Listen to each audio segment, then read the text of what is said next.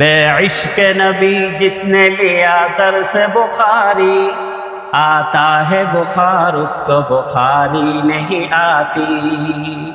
কবি বলেন রাসূলুল্লাহর ইশক ও মুহাব্বত ছাড়া যেই ব্যক্তি বুখারী পড়লো ওই ব্যক্তির ভিতরে বুখারীর কোন ফয়জাত বরকত নূর তার ভিতরে ঢুকে নাই।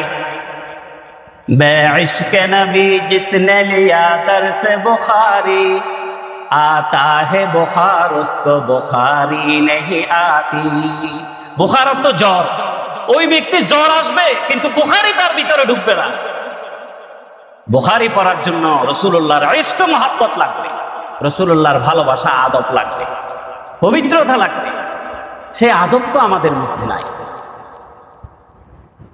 রাসূলুল্লাহর শান আমরা কি বর্ণনা করব? হযরতে শেখ সাদী রহমাতুল্লাহ আলাইহি শুধু কবি না, আমাদের দেশে তো কবি আছে, ইমান নাই, কিন্তু শেখ সাদী রহমাতুল্লাহ আলাইহি যার নাম আপনারা শুনেছেন, উনি শুধু কবি না, কবি ওলি দার্শনিক, কবি ওলি দার্শনিক। রাসূলুল্লাহর প্রশংসা লিখতে লিখতে রাসূলুল্লাহর প্রশংসার উপর অনেক কিতাব লিখলেন। রাসূলুল্লাহর প্রশংসার উপর কিতাব লেখার পর পরিশেষে তিনি বললেন চেওয়াসফাত কুনাদ সাদিয়েনা তামাম, চেওয়াসফাত কুনাদ সাদিয়েনা তামাম আলাইকাস সালাম আই নবী ওয়াস সালাম। শেখ সাদী রহমাতুল্লাহ আলাইহি বলেন এই সাদির মতো অযোগ্য ব্যক্তি ও রাসূল ও আল্লাহর হাবিব আপনার কি প্রশংসা করবে? সাদির মতো অপূর্ণাঙ্গ ব্যক্তি আপনার কি প্রশংসা করবে? আমি আসসালাতু আলাইকা ইয়া রাসূলুল্লাহ, আসসালামু আলাইকা ইয়া রাসূলুল্লাহ বলে আমার লেখাকে শেষ করে দিলাম। সুবহানাল্লাহ। আমরা কি প্রশংসা করব? এখন খালি পক্ষ বিপক্ষ, এক পক্ষ সবকিছুকে বেদাত শিরিক, আরেক পক্ষ একেবারে রাসূলুল্লাহর কোন তর্জ তরিকা সব বাদ দিয়ে নিজেদেরকে গা বাসাই দিয়ে দুনিয়ার সাথে তাল মিলিয়ে রাসূলুল্লাহর বেলাদত শরীফ পালন করছেন। এমনকি ইহুদি খ্রিস্টানদের শেখানো পদ্ধতি মোমবাতি জ্বালিয়ে কেক কেটে হ্যাপি বার্থডে টু ইউ ইয়া রাসূলুল্লাহ বলে বলে এই ধরনের জন্মদিবস পালন করার রেওয়াজও চালু হয়েছে।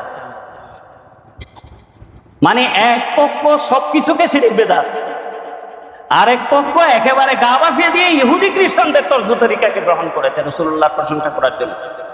আরে আমরা কি প্রশংসা করছি? এক পক্ষ তো রাসূলুল্লাহর শানে নাত করলে সেটাও বেদাত করে। তো রাসূলুল্লাহর শানে নাত তো আমরা না, রাসূলুল্লাহর শানে নাত খুদ রাসূলকে সামনে নিয়ে আল্লাহর রাসূলের সাহাবী তো পড়েছেন।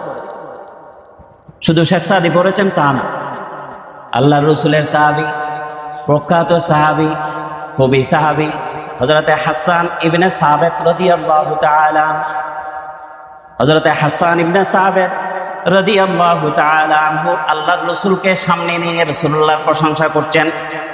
তিনি বলছেন ওয়া আফদালু মিন কালাম তারাকাতু আইনি, ওয়া আফদালু মিন কালাম তারাকাতু আইনি, ওয়া আহসানু মিন কালাম তালিদিন নিসাউ, خلقت مبرأ من كل عيب كأنك قد خلقت كما تشاء।